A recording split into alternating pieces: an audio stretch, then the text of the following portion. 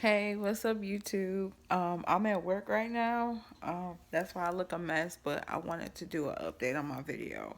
And I was just thinking, and I just wanted to get this off my head. I've been healing. I kind of cheated on no contact. Oh my God, that is the worst. He keeps popping up at my job. So when I see him, I text him. You know the scariest thing? The spirit told me to leave him alone, don't talk to him. So when in the beginning, I wouldn't give him the time of day, and he would just pop up at my job, and I would text him when I see him.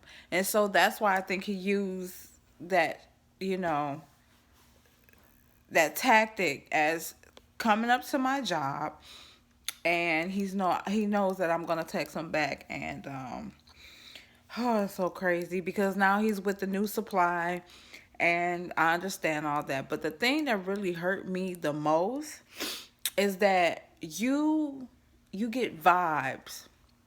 You can feel things.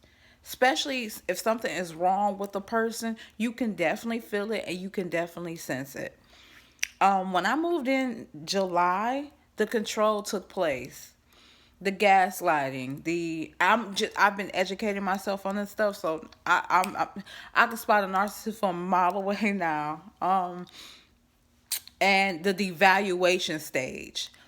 He used to text me all day, every day. I would come over. We would go out to eat. He will uh, congratulate me on certain stuff. But the thing that stood out the most, he would always ask me about my childhood. It was never, okay, what do we have in common? It was always about my childhood. And I had a very blessed and happy childhood. And as we would talk and communicate, he didn't have a happy childhood.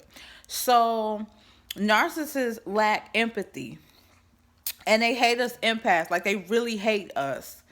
Um and in that moment, the narcissistic rage and everything. But I'm getting better. I'm healing. I'm coming back to life. I went to the club every weekend. I've been turning up. I'm getting my life back. I'm free. So that's that. I mean, that's a good thing. But I was well. It's the love bombing stage, then it's the devaluation stage, and then it's the discard stage. And I was being he triangulated me. Uh, why I was living in his house, he was with somebody else. So when I left, I started to think like, okay, when he would spend the nights out or whatever. But everything that he accused me of, he was doing it. Like, when you pay attention to a narcissist, they tell on themselves. But I was so fearful living there. I was walking on eggshells. So I couldn't think clearly. And that's the thing. My mind was so polluted, I couldn't think straight. So once I got away, thank God I got away safely. And my ex boyfriend that I'm with now, that I left this piece of shit for, saved my life. I've gained my weight. I'm gaining my weight back. I'm eating. I'm not stressing. I am still getting the silent treatment, and we go back to where they were. They didn't get the love that they needed. They were abandoned. That's what child abandonment growing up, and that's why he would ask about my childhood. So he asked about my childhood, and he would get mad because they they were abandoned at a young age, so they don't know love. They don't know how to love, and that was the thing. The first stage of love bombing and doing all of this, I, I'm not gonna say that I fell in love, or I had love for him, because we were hanging every day. I moved in with them. It was all a game. It's part of the narcissist game. They need narcissists. They are dead vampires. They are dead beings. They live off us empaths. They suck the life out of us, and they go to the next person for narcissistic supply, for admiration, praise, money, whatever. And the thing that got me was before the scar phase, actually I discarded myself. I left. Cause I'm not dealing with that. Like this is stuff I see in Hollywood movies, and it does not end well. So I'm not a knock knock. Who's there? Not me. So make a long story short, before I left, I was going through the devaluation stage. From praise and admiration that he gave me in the beginning, everything went downhill. So this was the thing. Um, they see us as, they want us to be perfect supply, and I'm still on the clock. I don't care. They want us to be perfect supply, and nobody's perfect, but in their sick twisted mind, that's what they think. Then they hate us. They know who to prey on, because we have empathy. We are able to love. We are able to feel emotions, everything that they can't. That's why they're jealous of us. But make a long story short, I'm sorry I keep saying that, but stuff just keep coming to me.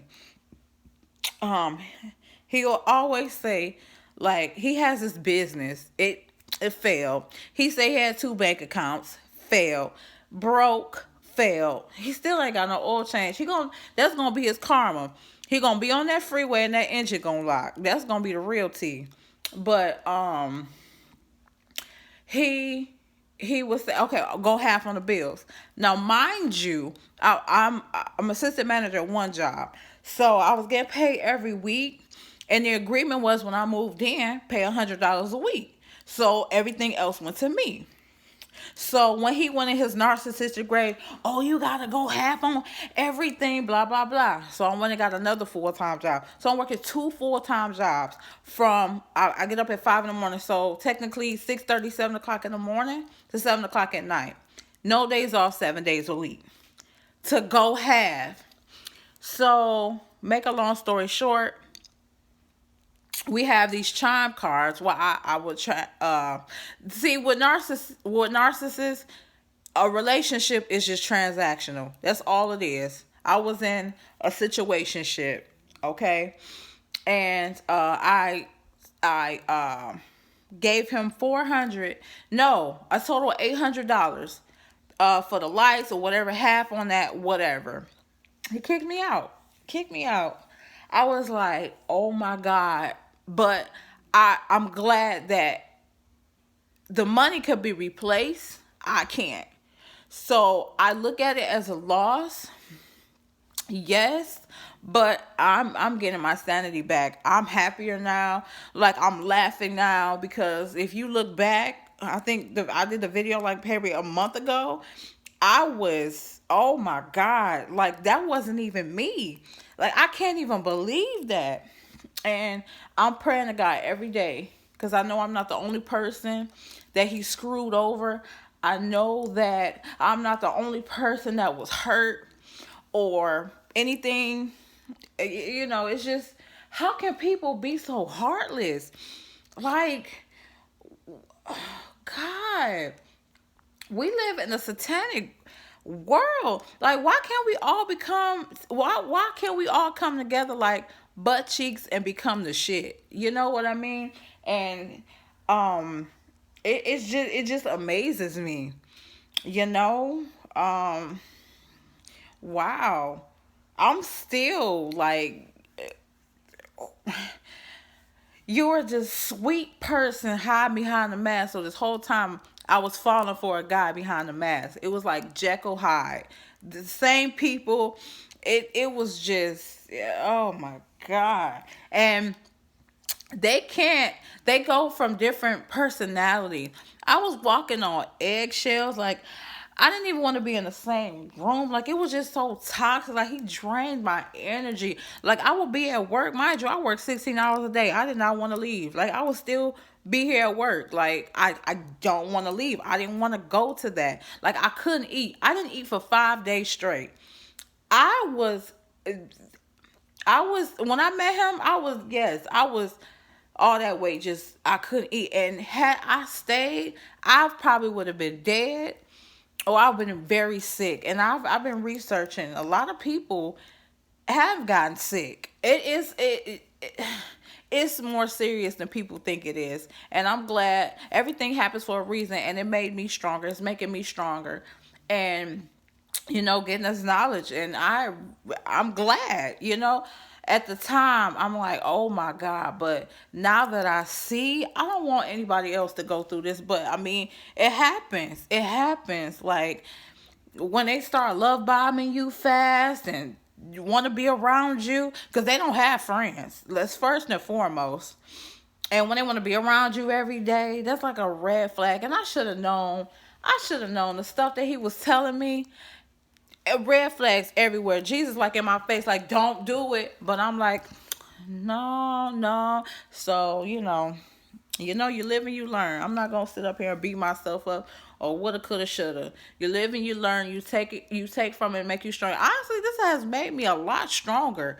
I'm much stronger than what I thought. I mean, yeah, it broke me down, but I bounced back up like that. So I thank God for that. But that man, that is Satan's son for real. I just don't understand. And it's people, it's an epidemic of narcissistic people out here. Like, okay, y'all don't know how to love. Okay, well, go get you some toys. Go get you a stuffed animal or something. Don't hurt the human race because of what you lack, and you want to suck the life out of everybody else for what you need.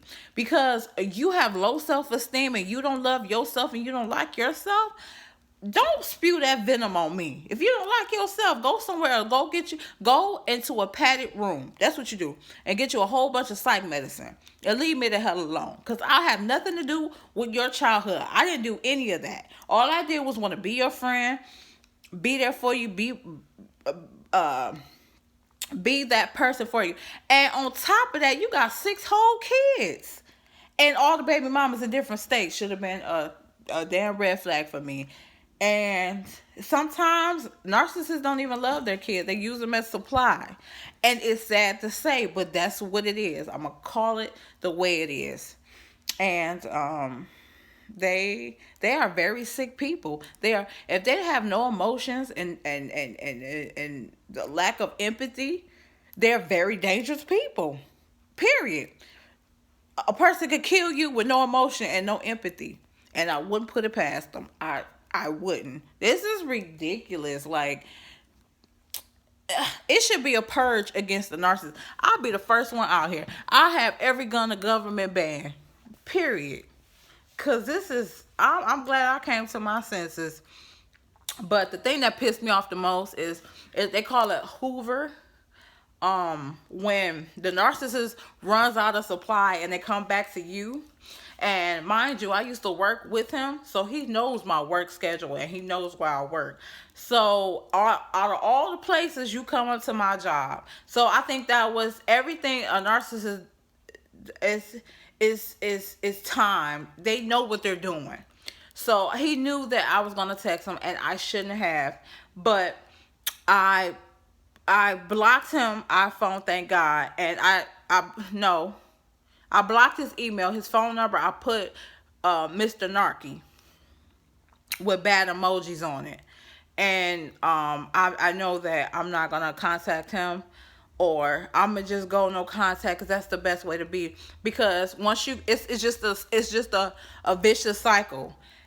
If they come back to you, it's because they need something from you.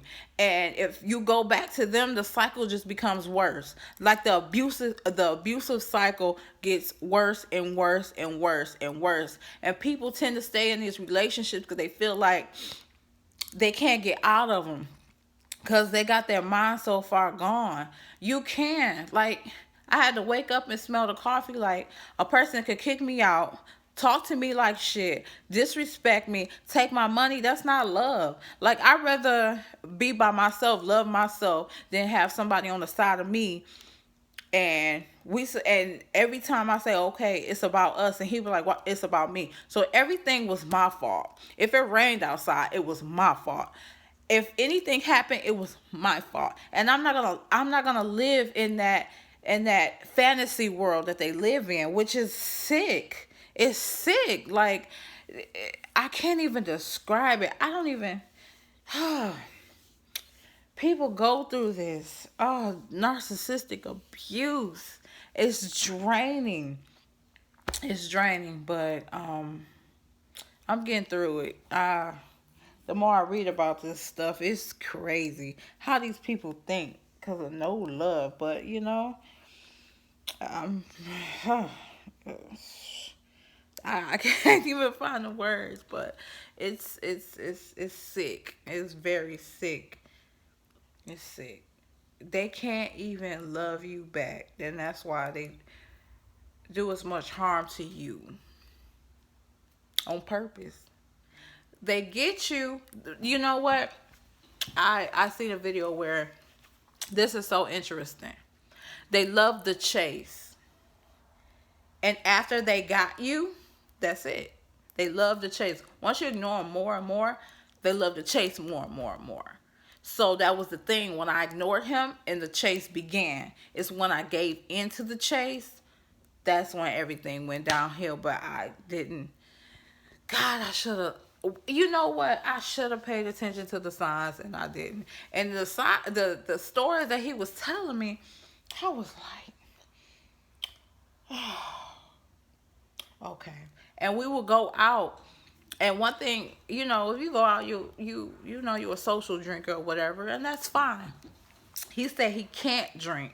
I'm like, you can't drink? You have some kind of the rages that he has. If he drank, he probably would have been 100 times worse. I went on his records online. Oh my God.